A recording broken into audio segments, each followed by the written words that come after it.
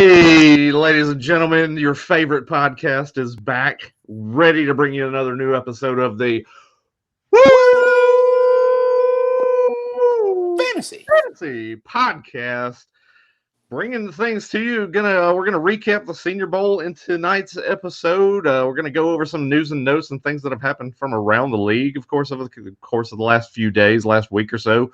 But before we get into that, of course, I want to introduce, as always, the co-host, the real FF GOAT himself, Mr. Nick Heffley. How are we doing, sir? Great, man.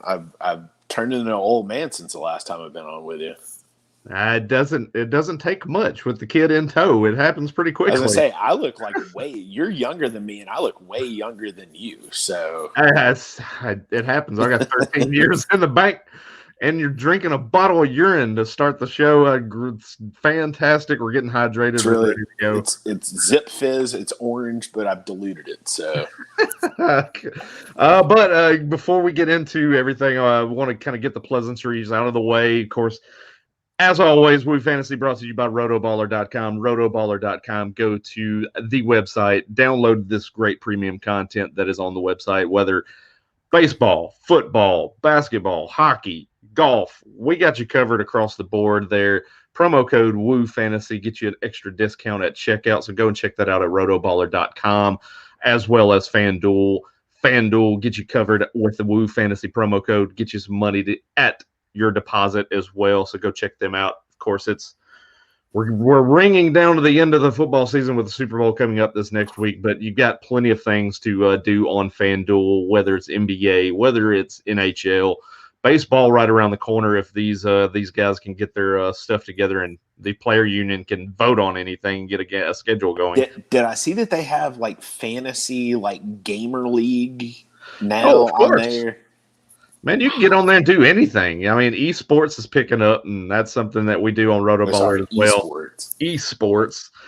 So you can go on there and bet. Yeah, I know. I heard it on playing video games. Sports Radio the other day. The one time that I'm in my car all week since I'm still working from home. So definitely. So we're going to get things started. Really want to start the show off and talk about the big trade that just went down over the course here of the last few days. And that is, of course, Nolan Arenado traded to the St. Louis Cardinals for a bag of beans going back to Colorado.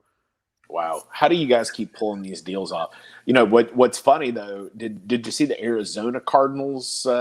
Yeah, they had to retweet, like, we're not going to make this official. Quit sending us messages to announce the trade. Yeah, I saw that. That was pretty hilarious. But no, that was great. I wanted to make a dig there with that because as a Cardinals fan, you know, we've been hoping and praying for this Arenado deal to go through the channels for probably the last couple of years now, and they've had it rumored up for a while there. Not only do we make the trade, but they also say, "Hey, take $50 million with him." Can't beat that. Okay, sure. So well, and I mean, you know, I see the reason that I see the reason that Colorado made the deal there. I mean, he has an opt out after this year to where he can opt out and be a free agent. But I mean, kudos to the Cardinals for that. He signed on that deal. There. Yeah, they added an extra opt out year on the end of that deal, so now he has 2 opt out years coming up on the end of that. So. Yeah, he's got some flexibility. We do as well, I guess, too. Makes sense. Yeah, I mean, I think you guys, right along with the Brewers, are the favorites to win the division there. I don't know what pitching you guys are going to have to do it with outside of Jack Flaherty, but hey, we bring back Waino, back on the 1-year deal. So. I don't know what pitching you're going to have without other than Jack Flaherty, but yeah. Say all that to say, I'd have loved Waino to come back to where it all started in Atlanta, much like his boy Charlie Morton. But I guess we already had one senior circuit guy. Yeah, get another. I think that, of course, you know, I mentioned a minute ago they haven't really finalized anything as far as anything when the season's going to start yet. They put in the proposal for the 154 game season. I believe I saw that yesterday, and it sounds like the players union is going to reject that. So who knows when we're going to see baseball get kicked up yet. It's not anything official. Seems like it's the same dog and pony show we went through last year. No comment. So, anyways, yeah. It should be a full 162 game season as far as I know. So you would think, but who knows? But anyways, like I did mention, I just kind of wanted to throw that out there, get a little bit of a dig going. But no, we did have a trade come down the pike just yesterday. Matthew Stafford traded to the Los Angeles Rams. In return, gets Jared Goff going back to Detroit. Detroit also brings back the haul of 2 first-round picks over the course of the next couple of years, not in 2021, but 2022 and 2023. Also getting a third-round pick for this season, this upcoming draft. So, man, it's awfully big haul back in return for Matthew Stafford, the 33-year-old quarterback coming from Detroit. And you saw reports, Ian Rappaport I was just reading reports earlier that the Bears, the Broncos, and the Panthers were all offering first-round picks and things out there as well. So, I mean, it sounded like a deal was going to get done.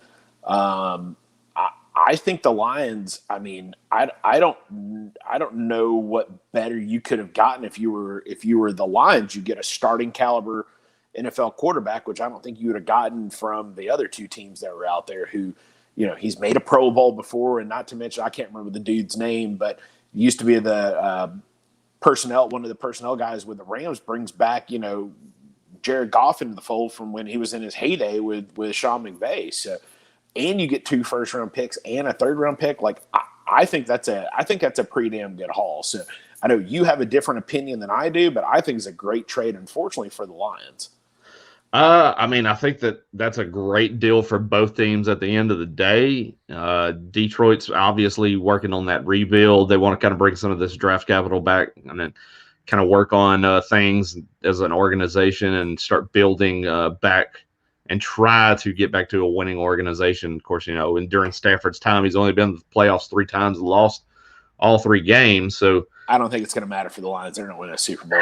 They've never won a Super Bowl. They're not going to win a Super Bowl. They've got that stigma of the NFC Cleveland Browns is what it feels like. I mean, it doesn't matter what they do. You just have that stigma of a losing organization, and I'm not sure that there's anything that you can do to fix that. But Jared Goff, I mean, he's coming back. We've really seen over the course of the last couple of years, he's really started to fall off from the let's say magical season that he had in 2018 when he was the QB6 in fantasy. He's definitely regressed each of the last 2 years. Even with the offensive weapons around him and this genius play caller, Sean McVay, we've kind of seen Sean McVay really kind of fall by the wayside since that Super Bowl back in 2018 as well. So I say win-win because, like I said, the Lions are getting these draft picks back in return. You figure the Rams, what they're going to do from a performance base, those draft picks are really going to be more based in the early to mid-20s. So it's not like we're seeing, the Lions are going to be hauled back with, let's say, for instance, the Dolphins and making that deal last year where they're now a top 5 team in the draft this upcoming year with the Texans pick because the Texans had an off year and stunk up the joint. So I don't see you never know. Happening. You never know. You never know. I mean, I don't see it happening. Not with that defense and not with Stafford coming back. Yeah, and let's look at it from a fantasy perspective. How do you look at this trade for Matthew Stafford on a fantasy perspective? Well, I just had my article about dynasty rankings just go up earlier today over at rotoballer.com. I moved Matthew Stafford up to QB 14 in my dynasty rankings. So I still view him. He was down around 20 is where I had him previously before the deal was made. So I feel confident moving him up because let's be honest, he's 33 years old. There's still some gas left in the tank. There's some things that he can do there. They have offensive weapons to build with and work around him to really kind of accentuate the positives when it comes to Matthew Stafford. So they eliminated the negatives. Well, the negative being, he does like to wing it around the field, and that was kind of the knock with Jared Goff too. But Jared Goff, let's face it, does not have the arm talent, does not have the prowess that Matthew Stafford has as a quarterback in this league. I mean, he's really shown it in a small sample size, but Matthew Stafford has really shown that he's a top 10 quarterback almost perennially when it comes to fantasy scoring, aside from the last 2 to 3 years where he's just been dealing with a god-awful coaching staff there in Detroit. So, but I'll preface that by saying and we'll reverse that into redraft thought. I would not be shocked to see him in redraft in 2021 get in that top 10 range again, anywhere like QB 8 to 10. I would not be shocked to see it. Though there's the pieces there to work with. I think McVay's going to do some things game plan wise, scheme wise. It's really going to kind of bring out the best in Stafford. So I think Stafford over the course of the next couple of years, that's where the Rams edge more to win this deal as opposed to the Lions for me. Yeah. No, I don't think that highly of Matt Stafford in this. Here's where I do. Okay. Matthew Stafford ever had a running game as good as Cam Akers behind him to support over the course of, say, the last 10 years? I mean, Kevin Jones. Those guys always get hurt, though, is the thing. Like he's never had a good line. He's never had a good. I mean, outside of the Jim Bob Cooter era as offensive player. Jim Bob Cooter era, we saw Matthew Stafford chucking it around and was a great fantasy quarterback. This is Kenny Golladay coming in the league. Marvin Jones. This is towards the tail end of Calvin Johnson's time in the league as well. He's had firepower there, but it's never been anything where he's had this running game to really support him and help open the field up. And I think he's done that with Cam Akers. Yeah, I mean, I think it's one of those things like for Stafford. I mean, Stafford could have had a much better season this last year, but Golladay was hurt most of the year. Pretty much all year long. Didn't really have his Stafford weapons gets banged up. He had a good year, but I think Matt Stafford to me is a guy I do not want as my number one. He is not a guy I want to count on week in, week out. Because that offense is so unpredictable right now. Stafford is a better quarterback than Jared Goff. Yep. He has a better arm than Jared Goff. I just don't know if that's going to be a situation that I want to have anything to do. You know who I put him in the same regard as right now is Big Ben. He's gonna have a good game. Here's why. He's gonna have a good game every now and again. But he's not going to be a guy that I want to count on week in, week out. He's just that, you can count on him as your QB1 week in, week out, but I do not want to have that. Like I want somebody else and I want to mix and match. He is not a guy who I want to draft in my QB1. Same with Jared Goff. Obviously. I think he's a prime candidate for wait on your quarterback type situation. If you're waiting, those double digit rounds later on in the draft where you pair him with another quarterback and then you start to play matchups throughout the season. But yeah, I'm obviously not going to say that I'm going to draft him as my QB8 or QB9 and have him ranked there to begin the season. I think he has the potential to finish there. But no, I'm going to have him lined up as a guy that I would really target as my QB2.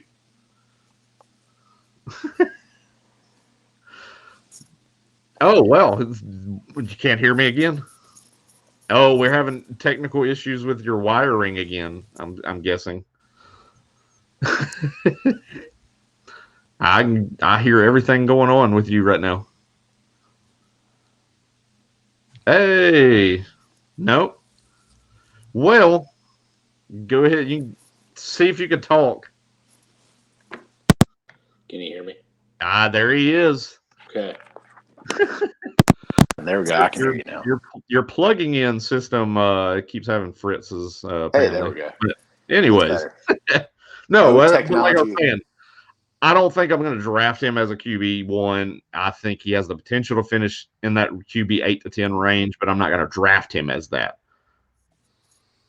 Yeah. No, I think that's about right. Again, I think he's somebody that, if I could get a higher end backup quarterback, I think he's a guy definitely to have. He's going to have his good weeks, but he's not anybody week in, week out that I want to say, hey, he's going to kind of be like Carson Wentz a little bit too. He's going to have He's going to have his good weeks. He's going to have his good weeks. He's going to have his bad weeks. But, I mean, he's going to be probably what I thought Carson Wentz was going to be here this last year. He's going to have his good games. He's going to have his bad games. But, by and large, I think he'll be good and probably a good starting quarterback. I just don't want to draft him as such. Yeah. No, I think like I said, he's kind of a guy you're going to want to target a little bit later on, obviously, and hope for the best. But outside of that, how do you feel that this is going to affect the situations on each team? Let's start with the Los Angeles Rams. What do you feel about their potential? We're looking at, of course, Bobby Trees here, Robert Woods, Cooper Kupp, who's banged up for a good portion towards the end of the season. Gerald Everett's likely on the way out at tight end. They still have Tyler Higbee, but then you also have those youngsters as well, Van Jefferson, Josh Reynolds, that are there. On a whole, how do we feel that this is going to help the fantasy fortunes of that Los Angeles Rams offense?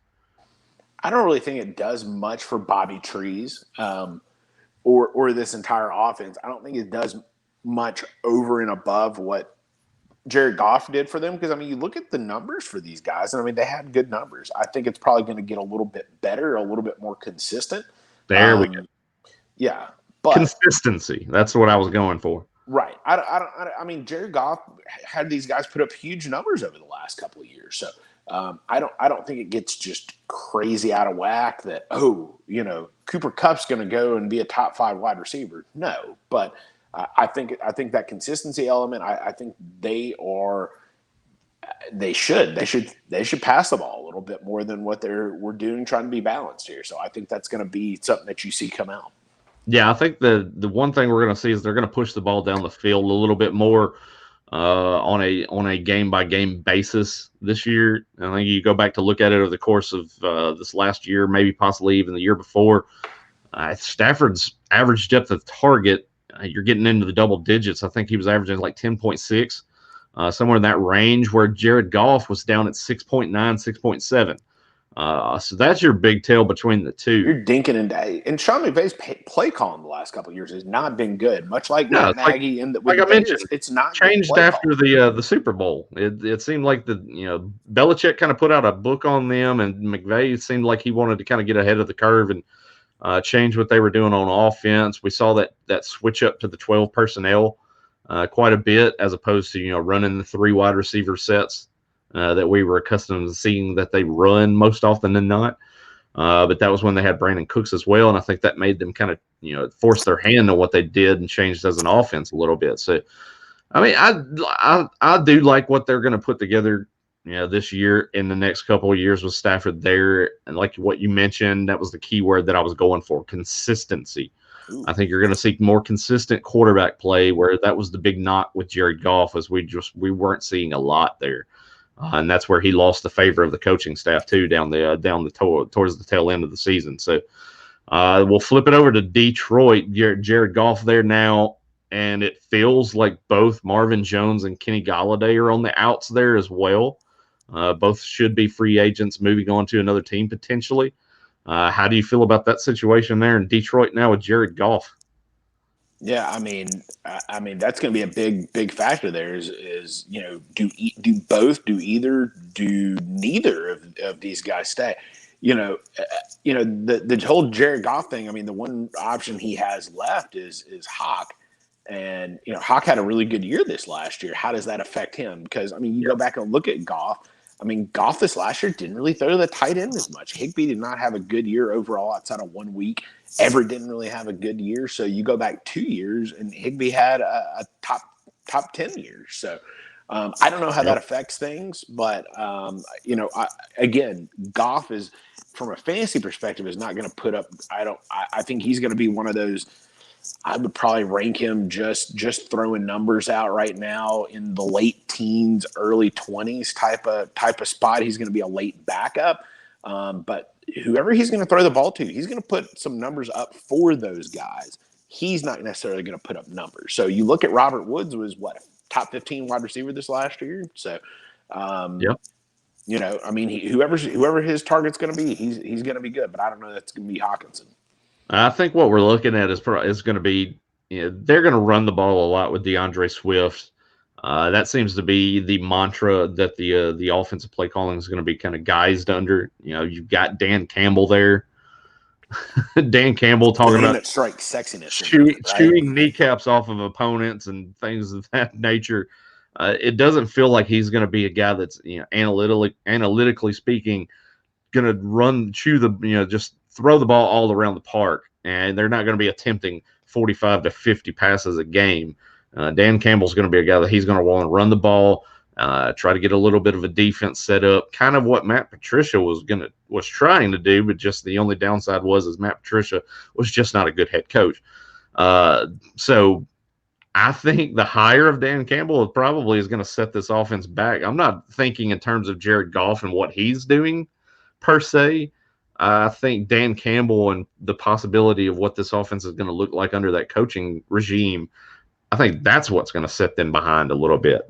I think it helps Swift. It depends on who the receiver is. I mean, that's really what it comes. I think Swift is going to see some positivity with what his 2021 is going to look like. It's too early to tell what the rest of the offense is going to be.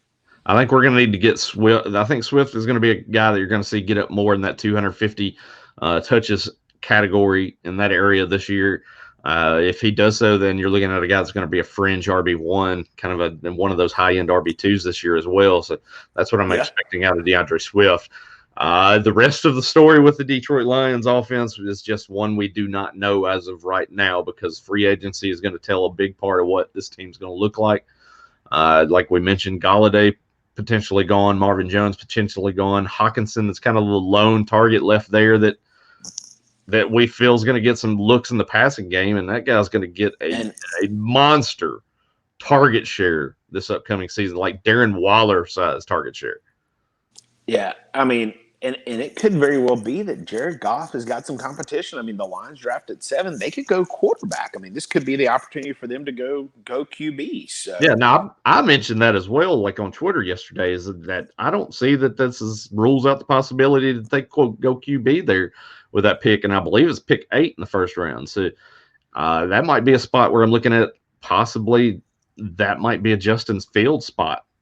Potentially. I mean, I know Daniel Jeremiah has him there right now as well, but that might be a spot. I mean, if you're going to bring in Jared Goff, you can bring in a Justin Fields, you can bring in a Trey Lance around that area, guys that are kind of needing a little bit of a projection out and kind of learn the position a little bit, and kind of they're more of a project, and they're going to need to kind of learn coming into the league a little bit more, I think. Yeah. So, I mean, so you look at Lions do draft 7. So Jaguars are going to get probably Lawrence at 1.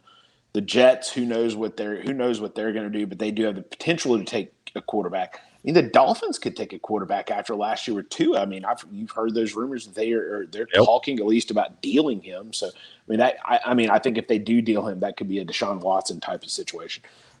I mean, you don't know what the Falcons are doing. The Falcons could go quarterback, especially with Matt Ryan getting up there in age. The Bengals obviously are not. And then you got the Eagles. They're not going to go that way with having Jalen Hurts. So 1, 2, 3, they could be that team that gets the quarterback there. Although, a team like the Panthers sitting right behind them know that the Lions may want to do that and jump up ahead of them. So there's a lot of intrigue. So yeah, that's the thing with the Panthers. Speaking of which, we talked about it. I think we're going to do it again this year. We did it last year. We're going to do a live NFL draft chat, live analysis going on. At least during the first round for sure. Yeah, first round. I don't know if we could do beyond that, although the next one's pretty fun. But we've got like 86 days or something like that to the draft, so we got plenty of time. How the hell is it? It really does. It seems like 3 months ago the NFL draft happened. Like this whole year with COVID crap, man. I was going to say, it feels like 3 months ago we were doing drafts, getting ready for the 2021 season for fantasy football, and now all of a sudden it's gone. And here it is, tail end of January. February starts tomorrow, and we're already kind of prepping and getting ready for the NFL draft, prepping dynasty leagues and things like that. That's the work that I've been putting in. Put that article out just today, like I mentioned. So yeah, it's a never-ending cycle when it comes to the fantasy football realm of things too. So the landscape. So we've got the Stafford movement. There is a little bit of QB some shell game going on around the league right now. Now we have Stafford in Los Angeles. We've got Goff in Detroit. Deshaun Watson. That's probably the biggest. We're waiting on the biggest shoe to drop around the NFL right now. He requested the trade weeks ago. He's putting his foot down as I want out of Houston. I don't blame him. But I put a poll out on the Woo_fantasy Twitter account page earlier today. Where do you think that Deshaun Watson will be under center come week 1 in 2021? And the answer is we right now the leader in the clubhouse with the votes that we've got in at the moment. New York Jets edging out the Houston Texans. Just barely in voting. So if you haven't voted in that poll, go to Woo_fantasy. Let us know what you think where Deshaun Watson's going to land, and if they're not on that board, then let us know where you think he's going to wind up. Just start a little bit of a debate there. So putting you on the spot right now, here it is, January 31st, 2021, with everything that we have at our disposal as far as knowledge goes. Deshaun Watson, where is he going to be your quarterback in 2021? I think he's not going anywhere. I think he's going to stay with the Texans. I really do. They got a new head coach in there. I think it's one of those things to where they tell him, "Hey, Deshaun, let us show you. There's a new regime. We're going to show you what we're going to do." The haul could potentially be massive if Matthew Stafford brought a couple first rounders and a starting caliber NFL quarterback. Imagine what Deshaun Watson could bring. If he does get dealt, though, I would love him in Chicago. That's who the Bears should have drafted in the first place. But I don't see that is going to be where he winds up. I think, should he get traded, he will wind up with the Miami Dolphins. Yeah, I think that seems like the Jets and the Dolphins are the two main components here because of what they can send back in return. Yep. Darnold coming back, Tua coming back to Houston to give them a young quarterback to really start over the process with and build around and work with. So I think those two are kind of the two that I'm looking at. If he does go somewhere, that's like I mentioned, yesterday too, after the Stafford trade come down, like you said, Stafford brings 2 first-round picks. What are we thinking that Watson's going to bring back in return? And I'm thinking, gosh, it's going to have to be 4 first-round picks. Has to be, because he's a young franchise quarterback. He's like, 25, 26? He just signed a new deal just last year that he's kind of in the early stages of. Granted, he wanted that guaranteed money to get the extension. I don't blame him. The money's on the table. You might as well go ahead and take it. But this was after DeAndre Hopkins was already traded, so he signed that deal after that trade was made. Now, of course, this is before the Will Fuller fiasco. Who you still pissed off about that, B? I mean, gosh, if only he would have stayed on the field and not been doing what he was doing. So, anyways, if you look at it from a terms of what Watson's looking at, he's young. He wants to go play for a winner. Houston's obviously not going to be in that boat for quite some time. No offensive weapons really around him. David Johnson's the best that they've got at running back right now, which is just yuck and poo. And defense, they're already talking about they're going to move J.J. Watt because they're kind of ready to rebuild on that side as well. So, I don't blame Deshaun Watson for wanting out. I don't blame him for using his power as the franchise quarterback, put his foot down and want out of there. So, I'd like to see him dealt, but my gut feeling is that this is going to be a long, drawn-out process that we're going to see on display, and he's not going to get dealt anytime soon. We're probably looking at a holdout situation is what I'm thinking, just gut feeling right now. But dark horse, though, if there's a team that wants to jump in and he could go to that is an immediate fantasy, just absolute explosion situation. Take 2 gloves? Oh, okay. Denver. Go to Denver. They trade back Drew Lock. They send off whatever picks that they want to send off. I think that makes them a contender immediately. I don't know if they're going to compete with the Chiefs just yet, but my goodness, that offense with Deshaun Watson and those receivers and Noah Fant at tight end, wow.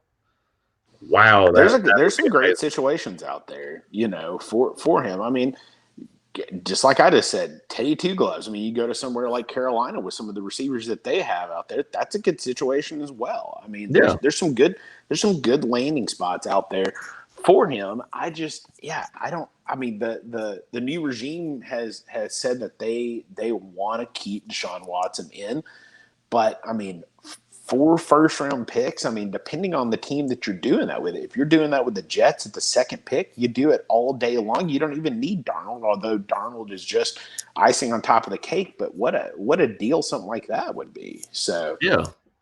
So now, as we're talking shell game with these quarterbacks and things kind of moving around right now, just kind of quick glance at things. I mean, you're looking at situations now where there's teams that are in dire need of quarterbacks all of a sudden now. You're looking, Indianapolis needs a quarterback. Phillip Rivers retired just a couple of weeks ago. This was after our last podcast. So they need a quarterback, and they were thought to be kind of one of the favorites coming in on Matthew Stafford. Mm-hmm. New England needs a quarterback. The Jets potentially need a quarterback. And Cam, of course, talking about New England. It comes out earlier on the day that Stafford said, "I'll take a trade anywhere but New England." What?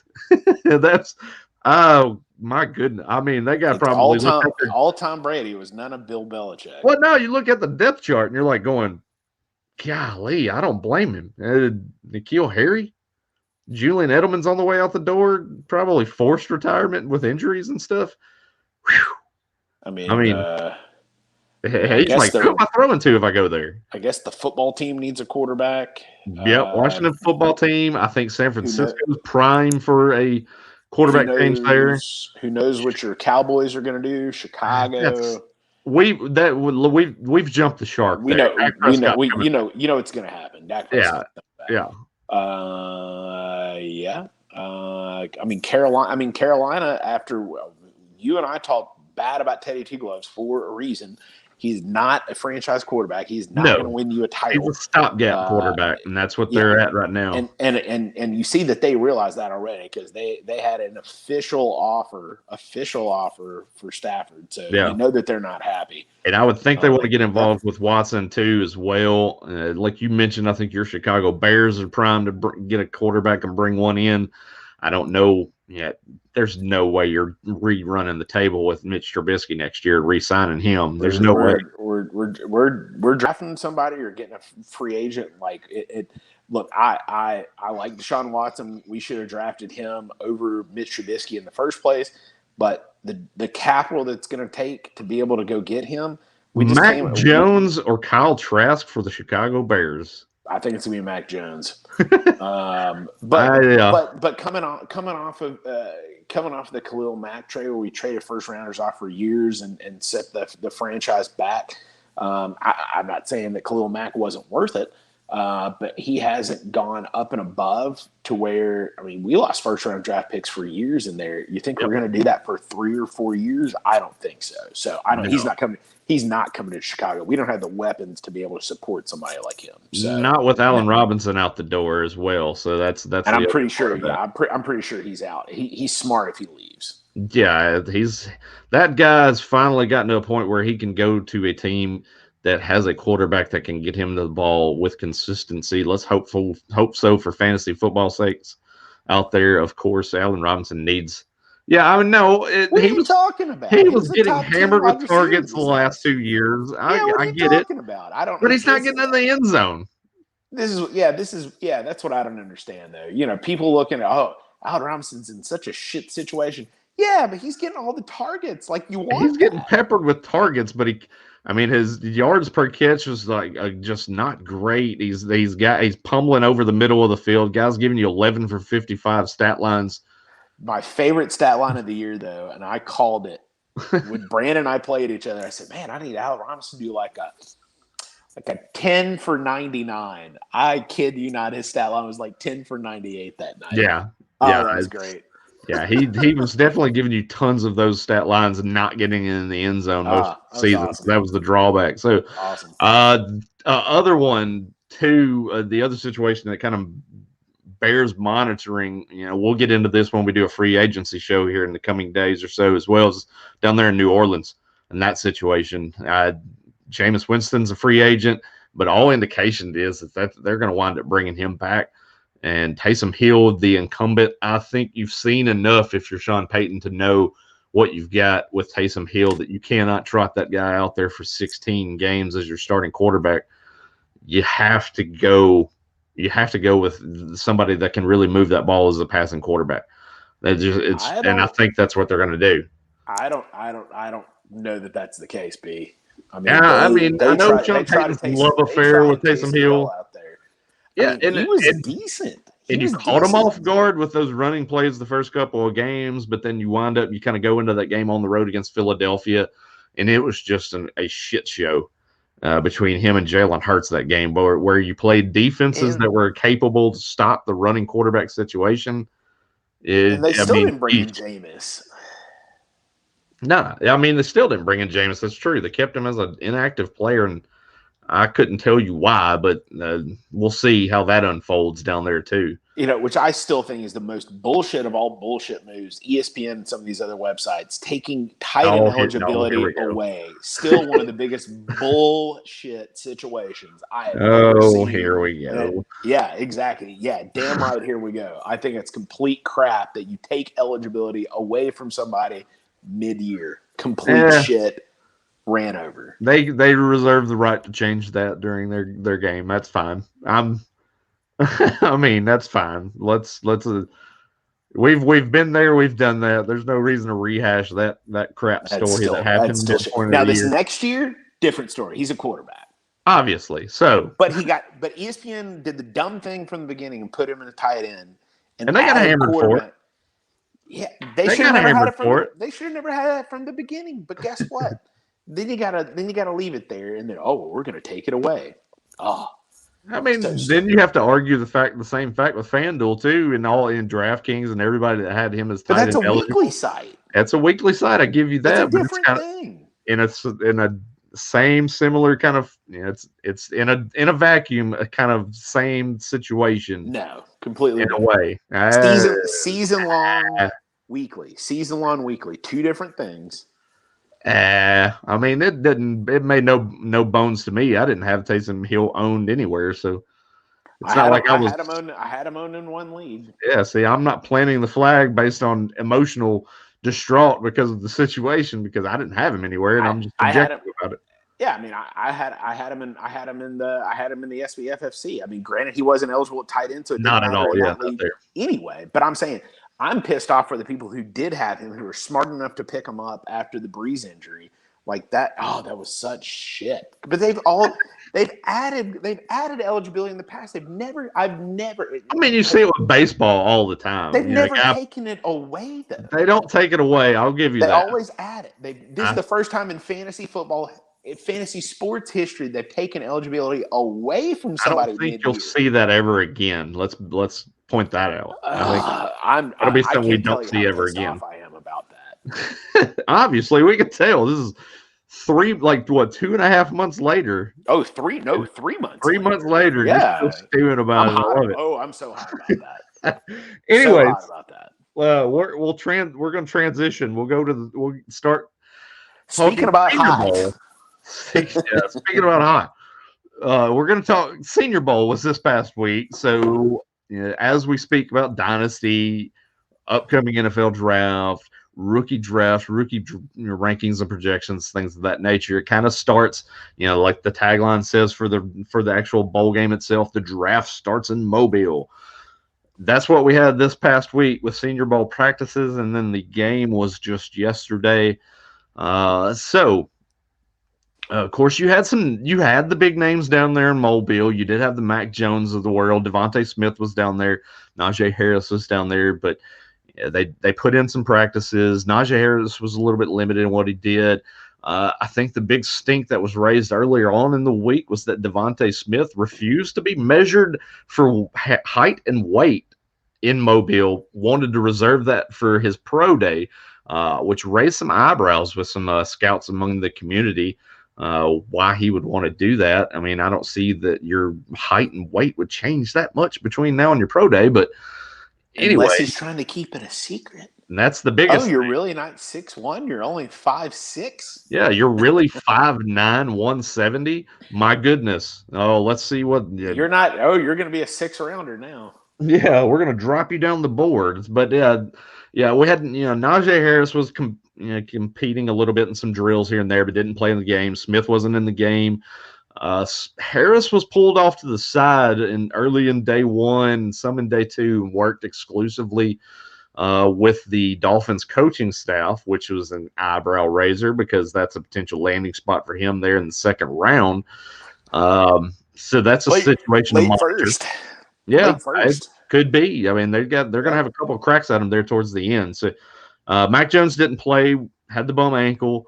So we did see, there were some guys that were standouts throughout the week, let's say, that picked some things up. I mean, obviously at the running back position, Michael Carter, a guy that I've been kind of touting for a little bit now and talking about.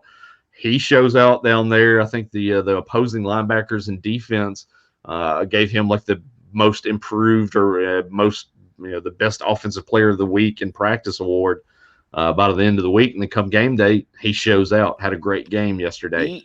I was impressed too with his ability to catch the ball. I mean, that's the thing that he can do. That's definitely something we did see at North Carolina, even splitting time in the backfield with Javonte Williams. So I think for the fantasy owner who hasn't seen him a lot, they would probably be surprised with all the good things he did, running the ball, that he is equally as good of a receiver. Yeah, you saw his ability to break the tackles too. I mean, he showed out. Probably the only running back to show out down there. He had 25 receptions to Javonte Williams 24 in that backfield a season ago. So they kind of split it right down the middle as far as their usage in the passing game.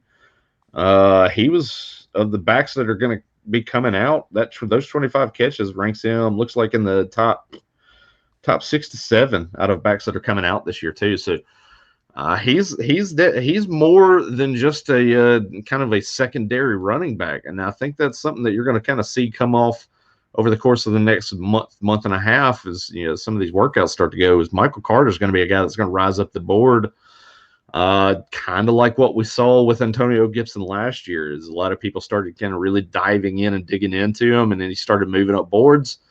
And that draft stock's going to rise up and shoot up the board a little bit. So Michael Carter was one. He performed really well, and I think that's just a skyrocket situation that we're going to see with Michael Carter now.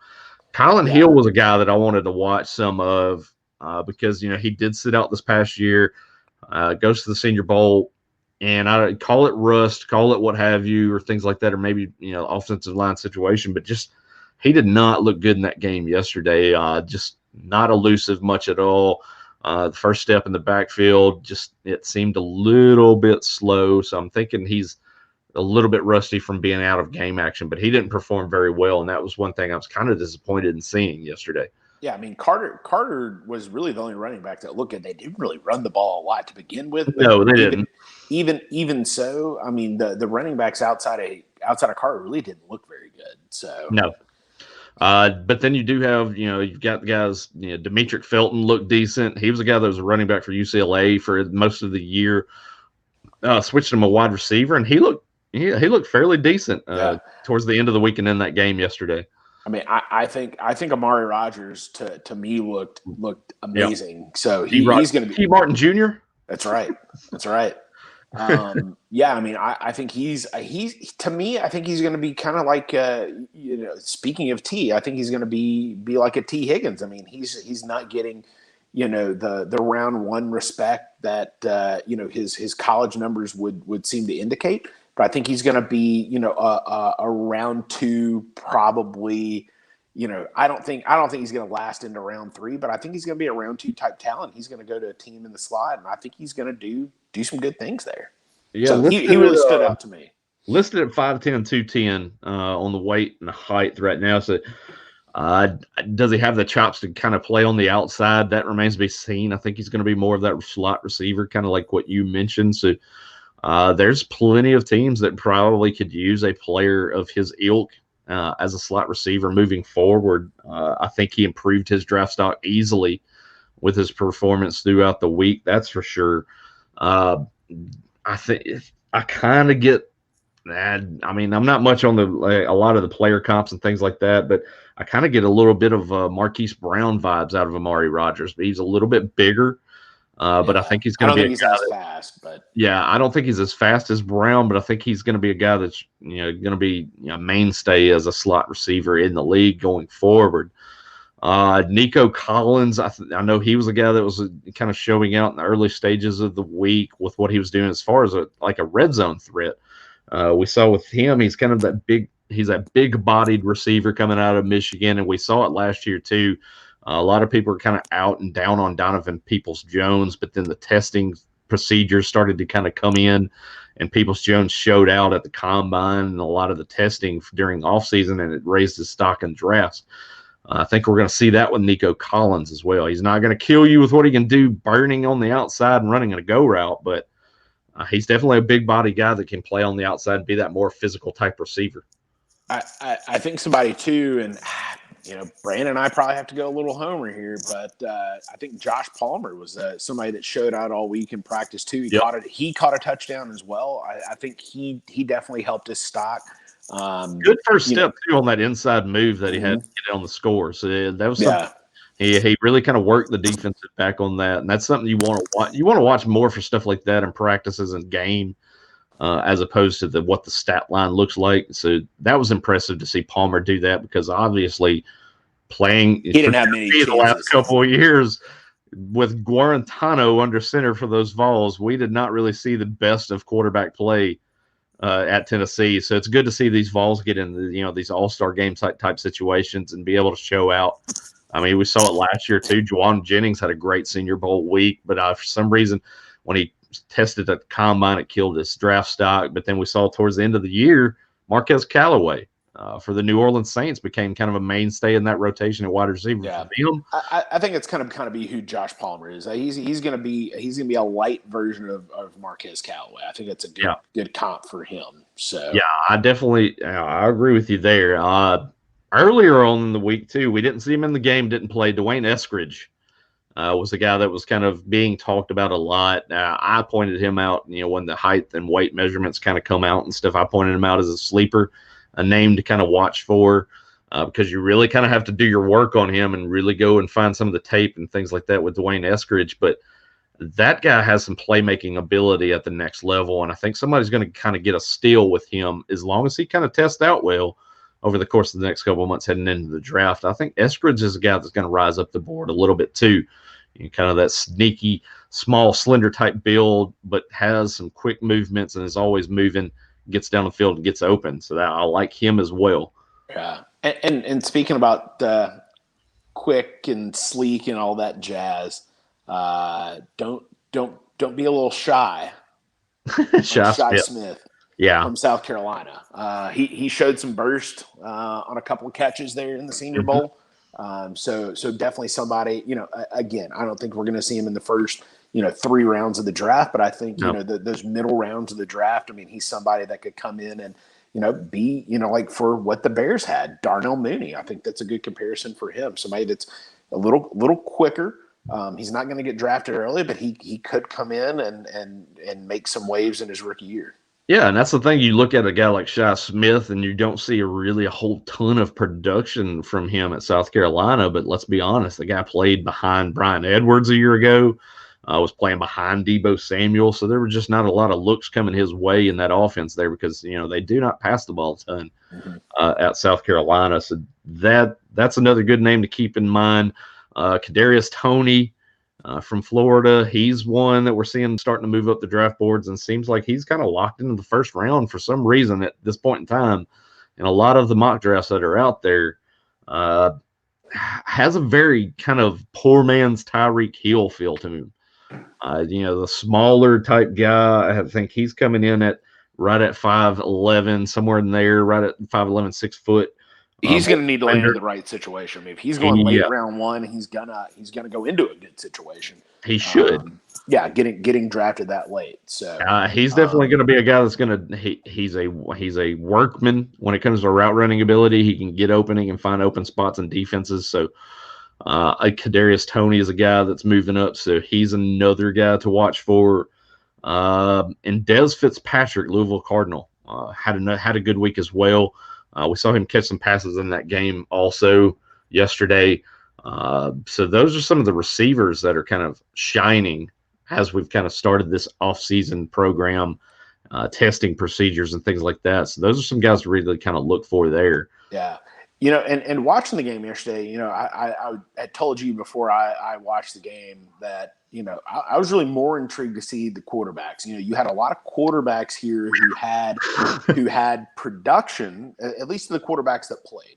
You had quarterbacks that had production and won games in college, but maybe didn't have, the eye-popping numbers that you would want to see. So, I mean, you had Ian Book, who's the winningest quarterback in the history of Notre Dame. I mean, I don't think he's somebody that I necessarily like.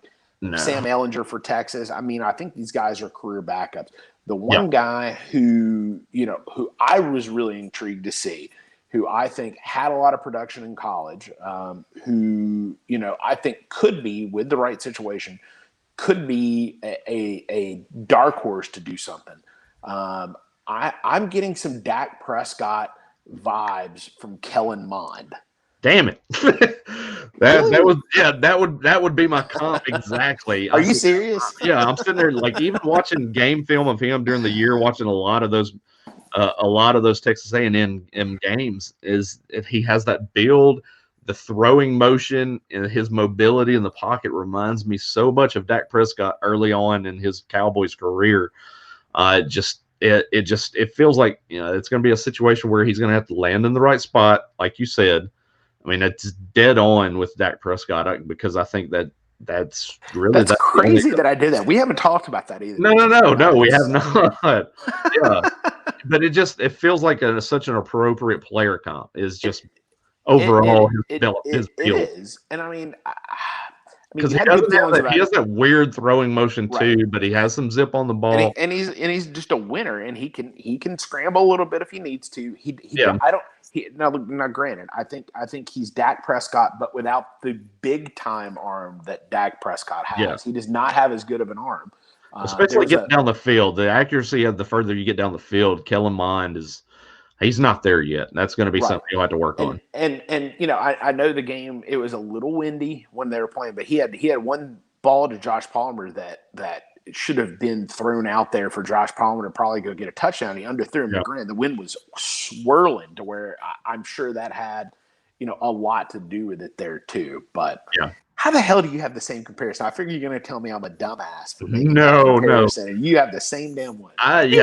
I felt that early on, like midway through the SEC season, as I'm watching those Texas A&M games. I'm going, gosh, if this guy keeps progressing like this, he's going to land somewhere in that 4th, 5th round to a team in the draft, and it's going to be kind of a Dak Prescott situation. But he might not earn the starting job right away. Some chips might need to fall the right way for him to get playing time. Sure. I mean, that happened. That's got to happen. That's what happened with Dak. Romo breaks his back, and Dak comes in, and we decide, Romo's done. So that's what happened there. So I think it's going to be a same build with Mond there. Next man up. You got to be. You got to be ready to go when you're. But outside of that, I mean, like you mentioned, you were wanting to watch some of the quarterbacks perform, and I think throughout the week, Sam Ehlinger, Ian Book, Felipe Franks, and Jalen Newman. Yeah.